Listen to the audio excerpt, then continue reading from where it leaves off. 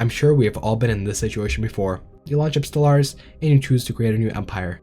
But then, you're hit with a difficult choice. Your empire, government, and ethics. This decision is the hardest that you're going to have to make over the course of your entire multi-hour run, and it's the most impactful one, because the way you start at the beginning will largely determine the way you play, and because of that there's of course significant potential for roleplay. Now today we're not going to be focusing on roleplay. Today I'm going to be specifically talking about civics. Now the reason I'm talking about civics and not ethics or authorities is because civics are by far the most difficult choice that you're going to have to make overall. Not only are there significantly varied power levels within the civics because of all the different bonuses they provide, but there's also civics that look better than others, but in reality end up being significantly worse, or, on a wholly different degree. For example, with little experience in the game, you might start off thinking that something like Shadow Council is good. After all, you get minus 75% election influence cost. It's a pretty significant number, and it's actually the highest number overall in the entire game in terms of reducing the cost of something. However, this really doesn't play out too well. In the end, if you're playing a dictatorial empire with an average leader lifespan of 50 years, you're looking at around less than 0.01 influence per month over the course of your entire game. The same hypothetical person may look at technocracy and say, well, it's only 1 unity per researcher. You only get 2 researchers at the start, and, research isn't too significant, right? Well, from a guy with a lot of experience in playing with high difficulty AI, I can tell you that tech rushing is one of the most powerful strategies in the entire game since 2.2, and going to technocracy is pretty much buying the golden ticket and just slapping on your empire and rolling with it. Now, to prevent something like that from happening, I have organized a civics tier list.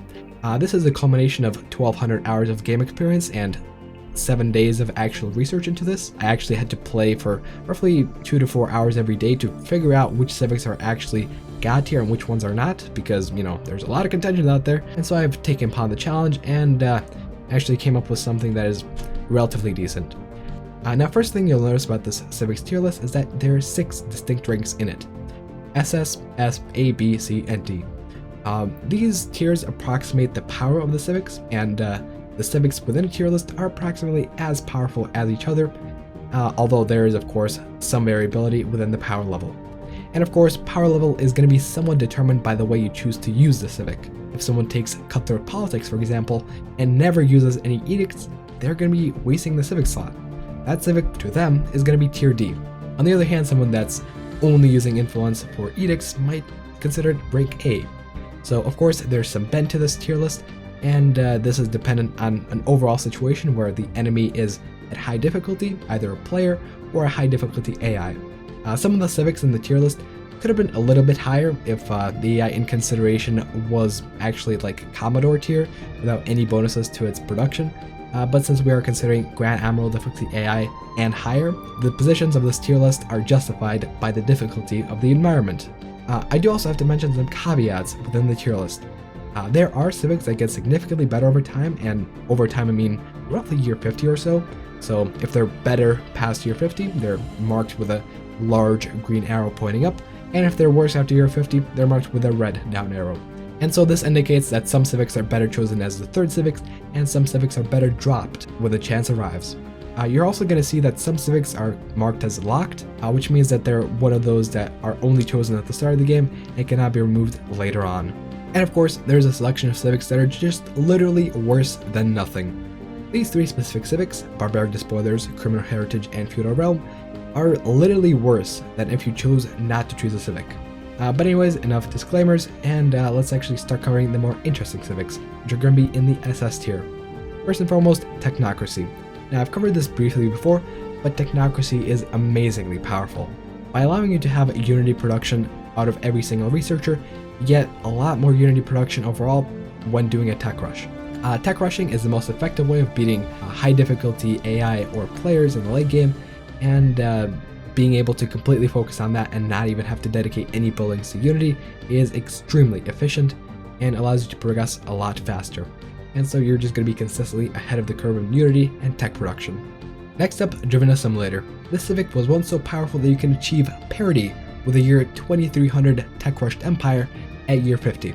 And since that, it's been nerfed significantly. But even after the nerf, it is still one of the most powerful civics in the entire game. This civic allows for you to have cyborg organic pops alongside your machines as a machine empire, and allows a much greater degree of efficiency and specialization. Either way, you're still getting double the effective trade points and double the effective trade slots that you would as a, normal empire. And not only that, it gets significantly better over time. Normally, when you conquer an organic empire as a machine empire, you have to, expel the population, purge them, turn them into batteries, whatever. But as a German assimilator, you can simply integrate them all into your society and have them work within a couple of years. This way, snowballing with German assimilators is extremely easy, and you can very easily focus your efforts on whatever. For example, you can do a tech rush with a German assimilator and still have it be more powerful than a technocracy, simply because you're so much more efficient with your different pops. The same principle applies to syncretic evolution. Syncretic evolution grants you two different species. You have your overclass and your underclass, and this underclass gets, a special trait that secures them in the underclass and doesn't allow them to have any leaders and such. The implications of the civic are virtually the same as for German assimilator, yet roughly 20 to 30% increased output across the board, especially if you combine this with something like authoritarian or xenophobe and just enslave those pops. If you enslave the pops, you get an extra, 10% or so of production, and since they're slaves and have no rights, they produce virtually no impact on your stability. The one downside of the civic is that you can effectively do this by yourself later on. After year 80 or so, if you bioascended, you can just choose a species that you've conquered to be your underclass and just give them specific traits and simulate this whole syncretic evolution thing. However, since it gives you a very significant bonus right at the start of the game and allows you to snowball faster, this is still deserving of SS tier. Private Prospectors is also in the SS tier because of the early game expansion principle. If you can expand very quickly early on, you're going to get a significant head start that is not going to be matched by any other empire. And with Private Prospectors, you get private colony ships, which are roughly 3 times cheaper than normal colony ships. And since colony ships are virtually your biggest expense in the early game, this cuts down the cost of the early game significantly and allows you to colonize whatever you want without any issue whatsoever. It also gives you +10 to admin cap and is removable at a whim. The next trio of civics are in the SS tier because, they're just very powerful by themselves.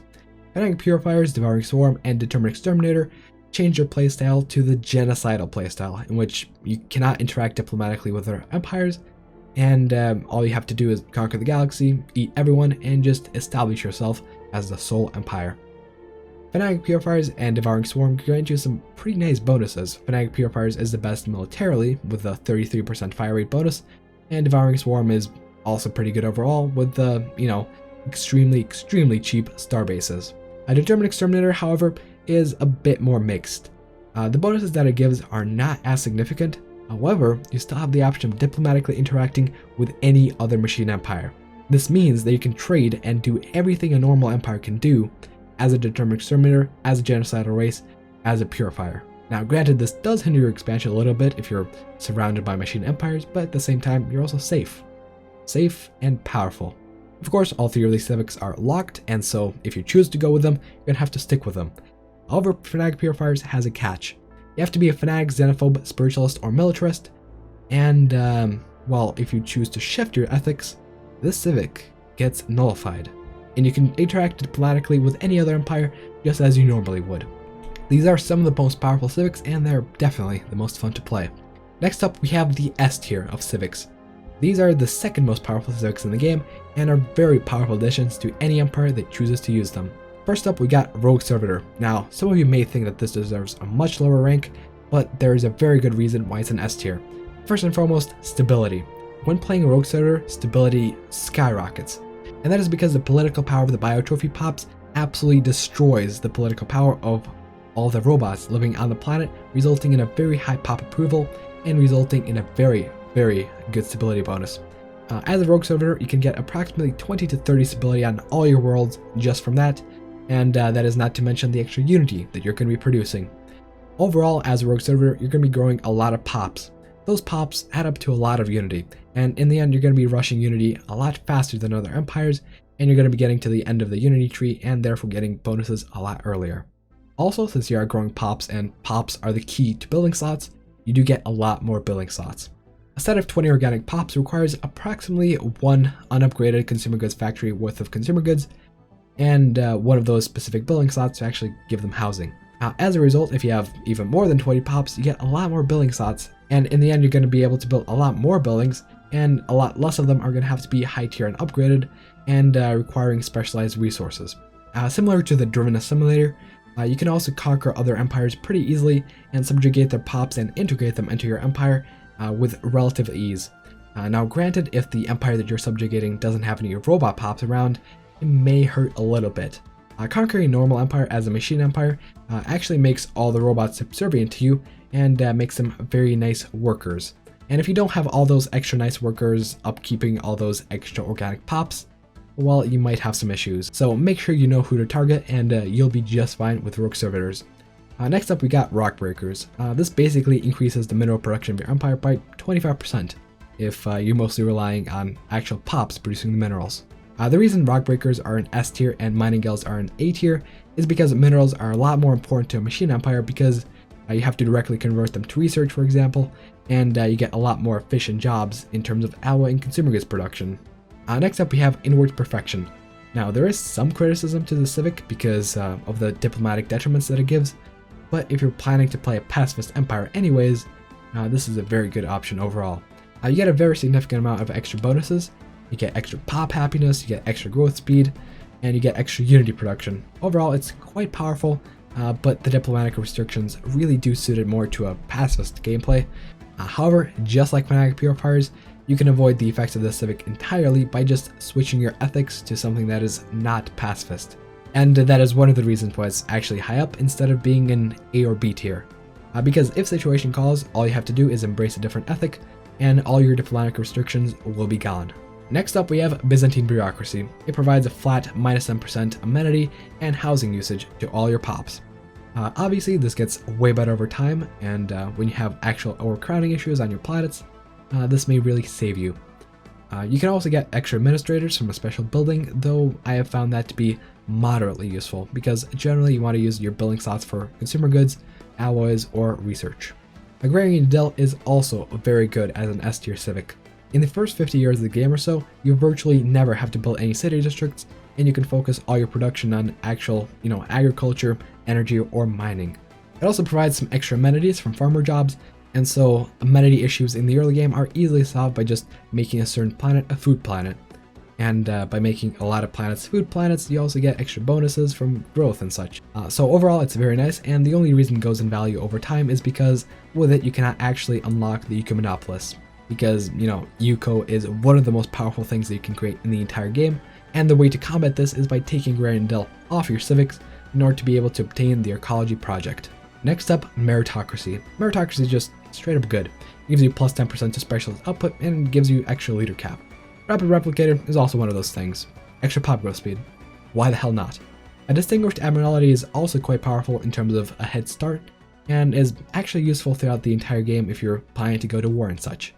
Due to the way shooting things and having them shoot back at you works, you actually get a lot more benefit from being able to shoot them twice before they shoot you back once. And so Distinguished Admiralty with its increased fire rate actually allows you to do that. If you can get 2 volleys of powerful fire before the enemy can get 2 of its own, well, you're in a pretty good spot. And you actually end up doing a lot more damage than just those 10% to fire rate, and so, fire rate should not be disregarded whatsoever. That sort of principle is also applicable to No Retreat and Fanatic Purifiers. In the end, you get way more than just a 33% fire rate bonus because the ships that would normally shoot you get shot down first and die before they can actually shoot back. Corporate Dominion is a special civic. You can only have this civic if you're not playing with a Megacorp expansion pack, and it basically gives you private prospectors as a normal empire. Because it provides access to the private colony ship, it is well within S tier, but as a normal empire you don't tend to make as much energy, and so it is a lot less potent. Next up, we got A tier. A tier civics are good civics. Most of these just affect values in the game. However, one of the more interesting ones is Gospel of the Masses. Gospel of the Masses provides extra spiritualist attraction to your pops, and it also provides trade value from spiritualist pops. The exact value is 0.25 trade value per spiritualist pop, and this actually spreads out to branch offices and the pops that are actually on your branch offices. And so In the end, you get a pretty decent amount of trade value as a result, and you have some significant influence over the galaxy in terms of, being the megachurch, the spreader of spiritualism. Next up, we have Ascetic. It reduces amenity usage and therefore reduces the amount of pops that you actually need to create amenities. And so in the end, it is a very nice bonus to production overall. Parliamentary system is also just straight up good. It provides approximately 0.5 influence per month if your factions are about 70 to 80% happy. And so, if you take democracy and you're suffering through the experience, you can take parliamentary system and be fine with it. Aristocratic Elite is also pretty good. It is most useful in the cases where you have to actually, contend with low stability issues. But even in situations where stability isn't a true issue, you can still build Aristocratic Elite and have extra stability across all your planets and extra output across all your planets. The main downside is that the nobles Aristocratic Elite produces don't actually produce any unity, and so you're going to have to struggle with that a little bit more than a normal empire. Next up, we have 4 civics that are pretty much the exact same. We have Beacon of Liberty, Brand Loyalty, One Mind, and Unitary Cohesion. All these guys do is plus 15% to unity. Pretty decent, but kind of boring. Mechanist is one of those contentious civics. Some people love it, some people hate it. I personally think it's pretty decent. Mechanist basically provides you with a stronger head start. It gives you 27 pops right off the bat instead of 24 on your starting planet. It also gives you the extra pop growth from having a robot building on your planet at the start of the game. It also allows you to reliably build the robot assembly building as the first building on the new planets you colonize, which is the most effective way to build new planets. And most significantly, it actually helps you down the path of synthetically ascending. The droid and synth civics can sometimes be extremely elusive, and Mechanist just straight up doubles the chances of them appearing. It also provides you with a minus 5% to robot upkeep, and it actually amounts to a more significant amount later on. Because of the reduction is already 50%, having a 5% on top is actually an effective change of 10%. Next up, we have Introspective, plus 20% to engineering research, pretty good. Free traders, plus trade value and plus value from branch offices, pretty good as well. Functional architecture, Constructobot, minus 10% to building production and building upkeep, pretty damn good. Overall, it's a very nice early game, and overall very nice throughout the game, really, because you get to spend a lot less on building upkeep, which actually amounts to the biggest expense overall, unless, of course, you're running a significant fleet. Next up, we're running into mining guilds, of course, plus 25% to mineral output, and we also have efficient bureaucracy and divided detention. Some people may say that admin cap doesn't matter. I am not one of those people. Admin cap can provide you with some pretty significant bonuses, but you have to be in a specific situation to actually use those bonuses. To get full use of these civics, you actually have to be over admin cap, which usually doesn't happen until around year 20, at which point you can actually just swap these guys into your build. These are not too good at the start of the game, and these are not too good at the end of the game, because there's also repeatable that allows you to get even more admin cap later on. But if you are in a situation where your empire size is actually 20 or so above your admin cap, these civics are pretty damn good because they provide a minus 10% to tradition and minus 6% to research costs. But anyways, this is it. The 32 most powerful civics explained in a single video. Now, of course, there's going to be a follow-up video to this, which explains the remaining 39, and that will cover some of the most contentious civics in the game, such as barbaric despoilers, and why I think it's one of, if not the worst civics in the entire game. The next video of the Paradox Tall Guide will be coming out shortly, and of course, I'll be active in discussing any contentions about the civics tier list. The more discussion you guys have, the more you learn, and that is actually the same principle behind my Discord. So you guys can join that, discuss some Stellaris, meet some pretty cool people, and overall get better at the game. But anyways, thanks for watching everybody, and of course, I'll see you guys in the next one. Bye bye.